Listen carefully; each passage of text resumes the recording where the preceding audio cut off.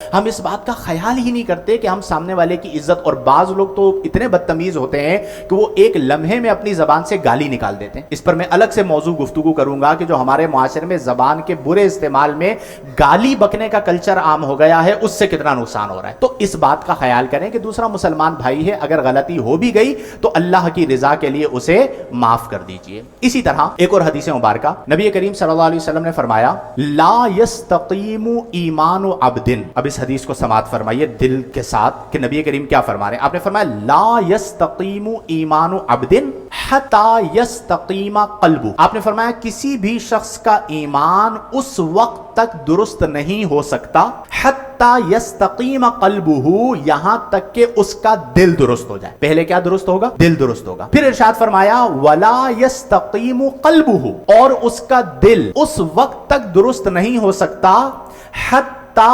یستقیم لسانہ، جب تک کہ اس کی زبان درست نہ ہو جائے۔ کیا درست نہ ہو جائے؟ زبان درست نہ ہو جائے۔ اور فرمایا ولا يدخل رجل الجنۃ لا یأمن جارہ بوائقہ، فرمایا وہ شخص جنت میں داخل نہیں ہوگا جس کا پڑوسی اس کی شرارتوں سے محفوظ نہیں۔ اب نبی کریم صلی اللہ علیہ وسلم یہ ارشاد فرما رہے ہیں کہ اس وقت تک ایمان درست نہیں ہوگا جب تک دل درست نہ ہو جائے، اور دل اس وقت تک درست نہیں ہوگا جب تک کیا درست نہ ہو جائے۔ اب جو لوگ یہ ایکسکیوز پیش کرتے تھے کہ جی میں زبان کا برا ہوں دل کا اچھا ہوں، یہ سنا ہوگا نا آپ نے، میں تو زبان کا برا ہوں دل کا بہت اچھا ہوں۔ اب یہ حدیث ہمارے سامنے موجود ہے کہ اللہ کے رسول فرما رہے ہیں کہ دل اس وقت تک درست ہو ہی نہیں سکتا جب تک کہ زبان درست نہ ہو۔ یعنی نبی کریم نے پہلے فرمایا زبان درست کرو، جب زبان درست ہوگی تو دل درست ہوگا، اور جب دل درست ہوگا تو ایمان درست ہوگا۔ ترتیب آپ کو سمجھ میں آ رہی ہے؟ جس ترتیب سے اللہ کے رسول صلی اللہ علیہ وسلم نے فرمایا، ہم اس کا عکس کر رہے ہوتے ہیں کہ میں جو چاہے کروں، جتنی چاہے بدتمیزی کروں،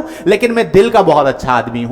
تو یہ بالکل غلط نظریہ ہے۔ یہ یوں سمجھیے کہ ایک تو آپ غلطی کر رہے ہیں کہ آپ نے بدتمیزی کی، بد کلامی کی، اور دوسرا بڑی چالاکی کے ساتھ اپنے آپ کو مطمئن کر رہے ہیں کہ میں بیڑا غرق کرنے کے بعد بھی دل کا بہت اچھا آدمی ہوں، تو میری بد کلامی کی وجہ سے آپ مجھ سے بدظن نہ ہوں۔ تو نبی کریم صلی اللہ علیہ وسلم نے اس چیز کو ختم فرمایا۔ اسی طرح ایک اور حدیث مبارکہ نبی کریم صلی اللہ علیہ وسلم نے فرمایا من کانا یؤمن باللہ والیوم الآخر، فرمایا یہ ایسے وہ الفاظ جو اللہ کے رسول کی زبان سے جاری ہوئے ہمارے لیے۔ فرمایا من کانا یؤمن باللہ والیوم الآخر، ہر وہ شخص جو ایمان رکھتا ہو اللہ پر اور آخرت کے دن پر۔ تو نبی کریم صلی اللہ علیہ وسلم نے فرمایا فلیقل خیرا، تو اسے چاہیے کہ وہ اچھی بات کہے، اگر اچھی بات نہیں کہہ سکتا او لیسکت، یا پھر اسے چاہیے کہ وہ خاموش رہے۔ اس کا مطلب کیا ہوا کہ پیمانہ ہمیں یہ دیا گیا کہ اگر ہم نے کہنی ہے تو کون سی بات کہنی ہے، اور اگر نہیں تو پھر ہمیں کیا اختیار کرنی ہے۔ اس خاموشی پر بھی اللہ تعالیٰ اجر عطا فرماتا ہے۔